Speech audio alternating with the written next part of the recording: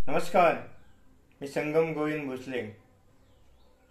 तुका म्हणे ऐशा नरा मोजुनी माराव्या पैजारा. तुम्हाला लक्षात आलं असेलच मी एक कशाला म्हणतोय.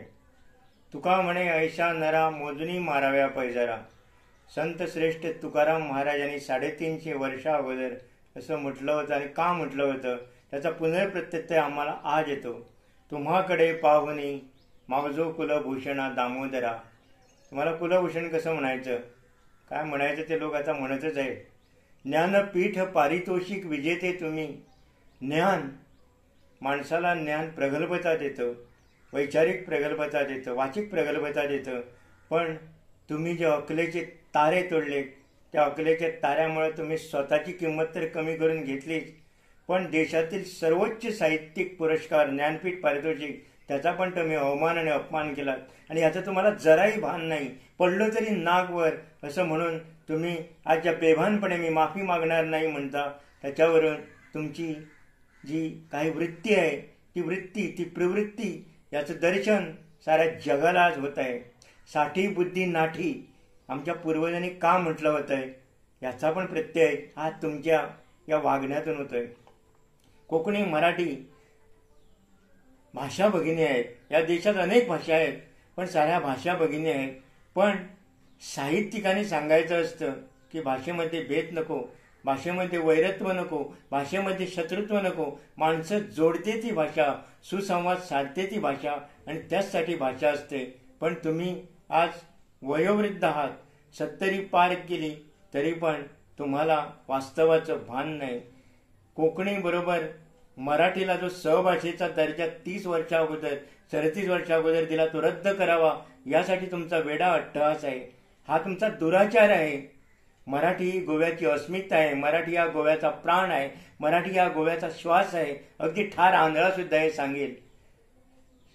350-400 वर्षा अगोदर कृष्णदास शामा यांनी श्रीकृष्ण चरित्र लिहिलं, ते पण मराठीतच लिहिलं. गोव्याचे संत श्रेष्ठ सोयरोबाना दांबिये त्यांनी पण आपली अभंग गाथा लिहिली, ती पण मराठीतच लिहिली. एवढंच कशाला, जी मराठी नाट्य परंपरा आहे ती पण महाराष्ट्रात नव्हे गोव्यातून सुरू झाली. कृष्णांभट बांधकर यांच्या डोंगरी गावातून सुरू झाली. मराठीतील पहिली नाट्यकर्ती हिराबाई पेडणेकर ही पण गोव्याचीच होती. मराठी गोमंतकीयाच्या रक्तात, तन, मनात, श्वास विश्वासात भरलेली आहे. आणि तरी असताना तुम्ही वेट पांघरून पेडगावला जाताय आणि हा जो दुराचार करतात तो असह्य आहे. आज कोवळी कोवळी तरुण मुलं, साहित्यिक मुलं, तरुण साहित्यिक तुम्हाला कंठशोषाने सांगतात की तुम्ही करताय ते चुकीचे, पण तरी तुमचे डोळे उघडत नाहीत. कौरवांच्या वेळी जी कौरवांची वृत्ती होती, जी दुर्योधनाची वृत्ती होती, जी दुःशासनाची वृत्ती होती, जी कंसाची दृष्टी होती, आणि जी रावणाची वृत्ती होती की उन्मत्तपणा, मी म्हणतो तेच खरं, मी म्हणतो तेच सत्य, मी सांगतो तेच त्रिकालाबाजी सत्य, अशा प्रकारच्या प्रवृत्तीमुळे या प्रचंड विद्वान असलेल्या माणसाचं, रावण दशग्रंथी ब्राह्मण होता तरी पण त्याचं अधपतन झाला, त्याचा विनाश झाला. याचं कारण त्याची हरेरावी वृत्ती, त्याची मधांध वृत्ती, आणि मी म्हणेन तीच पूर्वही वृत्ती. तुम्ही एवढे मोठे साहित्यिक आहात. कोकणीमध्ये ज्ञानपीठ पारितोषिक तुम्हाला मिळालं त्यावेळी गोव्यातील साऱ्या कोकणी मराठी साहित्यिकानं, साऱ्या मराठी प्रेमीनं तुमचं एक दिलानं कौतुक केलं. अखिल भारतीय मराठी साहित्य संमेलनात तुम्हाला मानानं पाचारण केलं. पण तुमच्याकडे सहिष्णुता वृत्तीच नाही. हे तुम्ही पावलोपावली पदोपदी दाखवून देत आहात. ही तुमची वृत्ती बघून तुमचा संताप नाही येत, तुमची कीव येते. कुठल्या भावनेनं आणि का तुम्ही साहित्य निर्मिती केली? साहित्य निर्मिती मागचा उद्देश, साहित्य निर्मिती मागचा भावना तुम्हाला काही कळल्याच नाही. फक्त लिहायला पाहिजे म्हणूनच तुम्ही लिहिलं होतं का? कशाला तुम्ही साहित्यात भर घातली?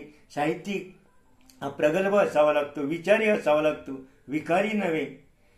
कोकणी बरोबर मराठीला सहभाषेचा दर्जा मिळाला आहे, उपकार नाही आहेत कोणाचे, तो गोमंतकीयांचा हक्क आहे.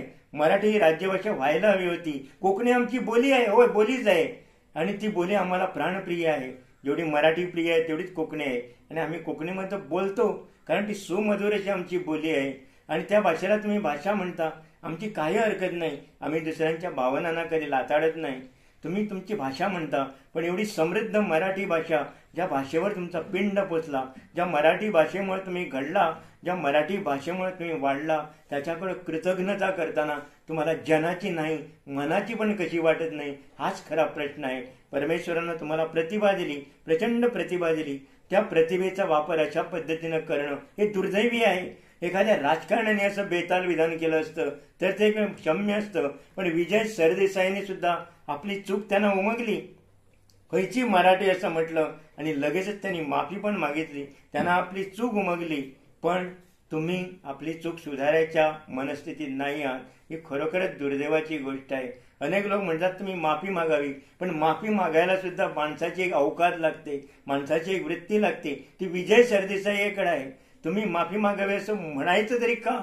कारण तुम्ही आपली पात्रता दाखवून दिली आहे. कोणीतरी लिहिलंय की त्यांचा मान राखा, त्यांच्या पदाचा मान राखा, त्यांच्या प्रतिभेचा मान राखा.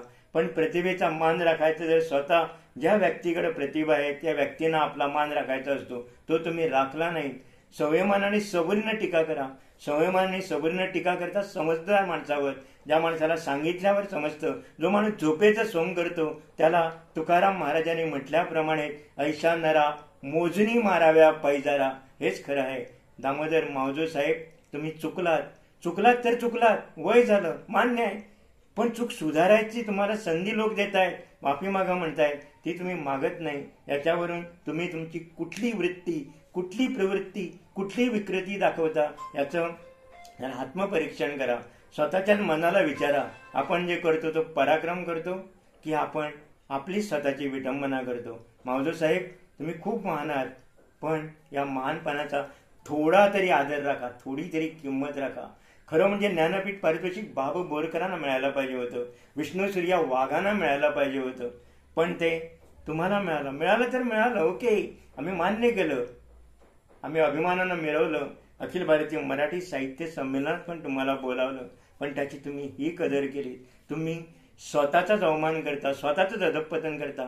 खुशाल करा. यावरूनही तुमचं अधःपतन व्हायला तुम्हाला लाख लाख शुभेच्छा.